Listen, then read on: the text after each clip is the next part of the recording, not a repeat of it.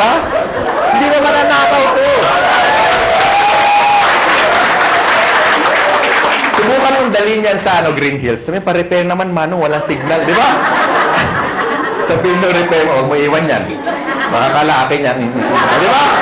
Una, wala ng parts, correct? Pangalawa, nung time na binili ko to, umaabot akong 20 mil. Ngayon, hindi na. May cellphone na 5,000 na kompleto na rin. Ang point ko, guys, even technology, hindi natutulog. They keep on innovating.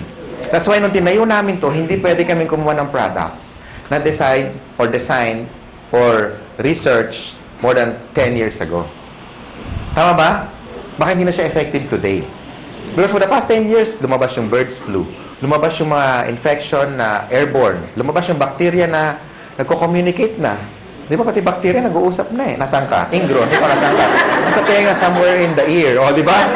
So, okay, let's meet halfway. Where? In the intestines. Now? O, di ba? Nag-uusap sila eh. Di ba? Sige mo ha? So, yung mga bacteria na de-develop, nag-e-evolve din. So, therefore, you need a product na latest na maraming laman para makombat lahat ng mga bacteria na yan. Tama? And tama-tama yung complete natin. Kasi sa dami ng laman yan, ang daling i-explain, pero ang daming laman. Yung mga laman niya, kilala na dati, katulad ng orange. May effort pa bang i-explain mo yung orange? Wala na. Papaya. Lalo na yung papaya, di ba? Hindi mo alam ang papaya. Ganun na may prospect mo. Hindi mo alam. Bagsakan mo. Tama ba? Ang point ko, ladies and gentlemen, pagdating sa products, never kami nagkaroon ng pangalawang isip when we get the Nature's Way. Because it's one of the biggest herbal manufacturer in the US. Yan ang ating product provider. They're a billion-dollar company, and kung sila nagtiwala sa amin, sana kayo magtiwala din sa amin. Ganun kasimple na lang. Tama ba? Yes. And for the past 4 years, we made, ang sales na natin nasa billion plus na. Ganun katindi yung products. Okay ba yun? Number 2, dapat maganda yung marketing plan. And that's the reason, karamihan ng mga top distributor na dito na kumikita na 100,000 isang linggo, 1,000,000 isang buwan, no? Kalahating milyon isang buwan, hindi sila salesperson. They're not salespeople. But because maganda yung marketing plan, plus maganda yung products, gagawa ka talaga ng maraming pera. Tama ba? Yes. Because, halimbawa, in-invite mo ako. And satisfied ako sa income ko. Pati sa produkto. Therefore, mag-i-stay ako sa grupo mo. And the more na marami akong benta, meron ka income. Correct? And the more na kumikita ako, hindi mo ako maaawat. Pwede mo sabihin, Francis, tama na, mayaman ka, mag-quit ka na, uy. Di ba? Hindi naman pwede, correct? So, yung mga tao will keep going basta maganda yung income. And kaya ako nag-change ng career ko from engineering, I went into network marketing, simple lang. Nakita ko kasi kung saan papunta eh. Yung buhay ko na na-enjoy ngayon, ito yung nakita ko 17 years ago. Ngayon lang naging obvious.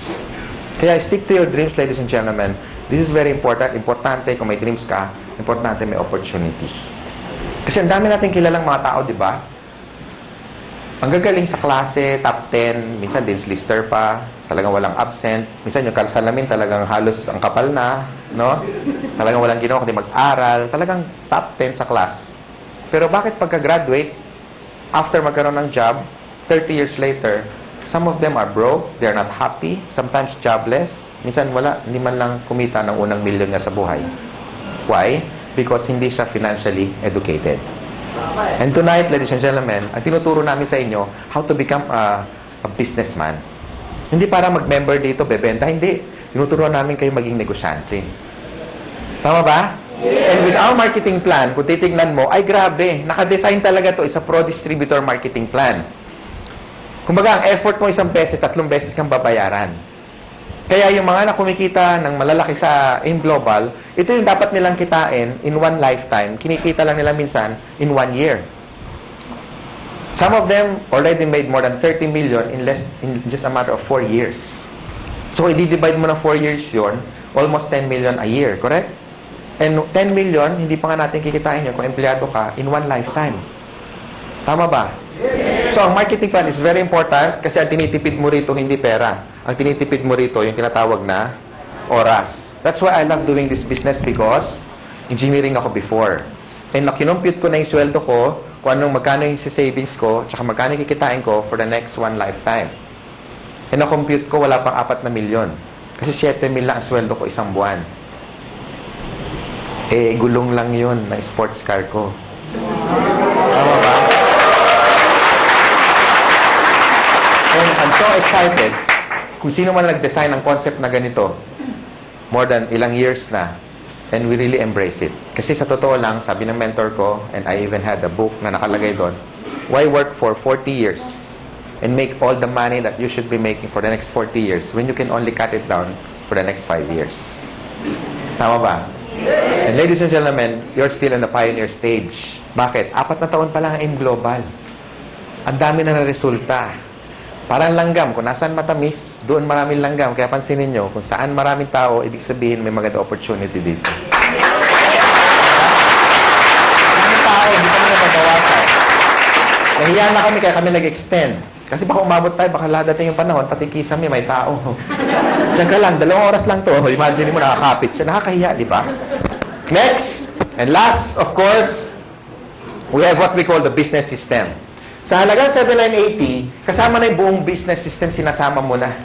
Kasama na sa buong package. Kami nagbabayad ng rent, kayo wala nang babayaran. Tama? Aircon, malamig, may upuan, kanina ka pa nakaupo. Tama? Kami na nagbabayad ng warehouse, kami na nag-i-import, kami na lahat nagpapa-approve sa BFAD, kami na lahat nagbubuo ng system, pati sa international global expansion, kami na lahat, wala ka naiintindihin. So this is a business na risk-free, ang daling i-manage, walang masyadong overhead, kaya talunin mo yung mga franchise, katulad ng Jollibee and McDonald's because of the system.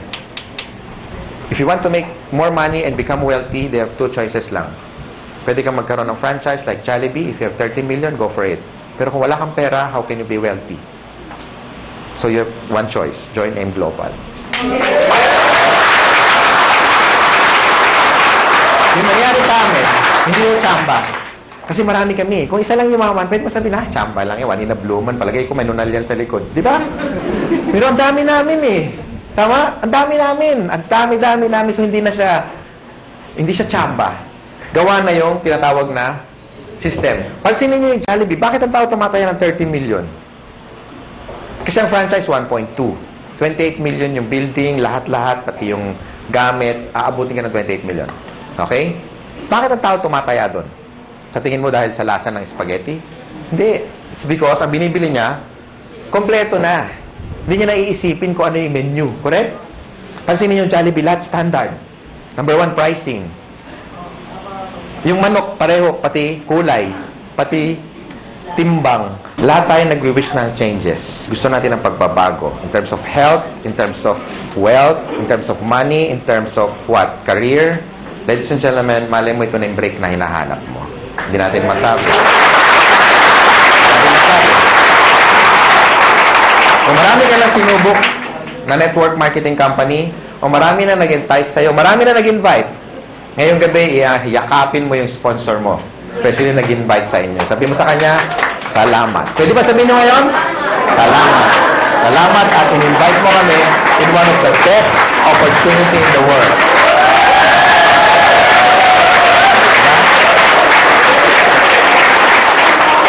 Ako, I'm forever grateful sa tatay ko. Ngayon, daddy na. Kasi siyempre, may pera na kami. Lagi na kami naka-aircon. Di ba? Dati nasa isang room lang kami. Ngayon, di na kami nagkikita sa laki ng bahay. Wow! Francis, bakit? May call. Call. Layo, hindi na ako makita kung nasaan eh. Di ba? Ganun kalalaki ang bahay, no? Tapos, may resort na rin ako na lahat kayo, mga taga-AIM Global, walang bayad pag nagpunta kayo.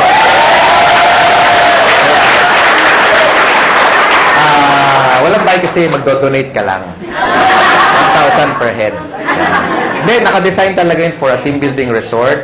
May dormitory yun na it's like a hotel. Tapos may suite din para sa trainers nyo. And of course, may mga rock climbing, may team building, may kompleto, may basketball. Hindi siya ganun kalaki. Tama-tama. Kasya tayo kahit mag-10 beses tayong ganito karami. Hindi ganun kalaki. Tama-tama. And yun talaga dream ko. Magkaroon tayo ng tinatawag na camp. Okay? Camp. Boot camp. Training camp. CAMP stands for Kabantog Aspirin Miguel Prop. Diba? Actually, dream come true. So, doon kami nag-i-invest. Because, ladies and gentlemen, gusto ko magkasama tayo na matagal. And gusto namin, mangyari sa inyo yung nangyayari sa amin. Or yung nangyari sa amin on our past company na tinuruan kami paano maging negosyante. Tama? So, the decision is yours. I hope na gusto niyo opportunity. Again, sa mga first-timer, Yung pagpunta nyo rito, malaking bagay sa amin. Palakpakan nyo, mga first timer. Gustuhan nyo man yung negosyo o hindi, yung pagpunta nyo, malaking bagay sa amin. Okay? Sa mga sponsor naman, tutukan nyo yung mga first timer, i-share nyo sa kanila how to get started. Of course, i-prepare nyo sila sa mga negative, sa mga discouragement, no? Ngayon sa mga negative, I suggest isapon nyo, tapos dalhin nyo rito, itaktak nyo para maintindihan yung negosyo, ha? Para hindi kayo basta kinokontra. Doon sa mga wife naman na hindi pa member yung husband, kasi pag ganito, you want to stretch your time and make yourself productive. Sometimes, maraming sakripisyo. Uuwi ka medyo late ng gabi. Well, it's part of the business. Tandaan mo, pag may tinanim, merong pero hindi nyo alam, may sakripisyo mas marami. Tama? Yes. Para maintindihan ka ng husband mo, bakit ka ginagabi, dalhin mo na lang dito. Tama ba? Yes. Bago mo kumbinsin ibang tao, kumbinsin mo muna yung katabi mo matulog. Tama? Kasi pag negative yung katulog, ba, bakit ngayon ka lang? Anong oras na? Sabi mo, yayaman tayo 3 buwan na, ba't ngayon yung rep natin walang laman? Excuse me, wala tayong rep. Wala tayong rep.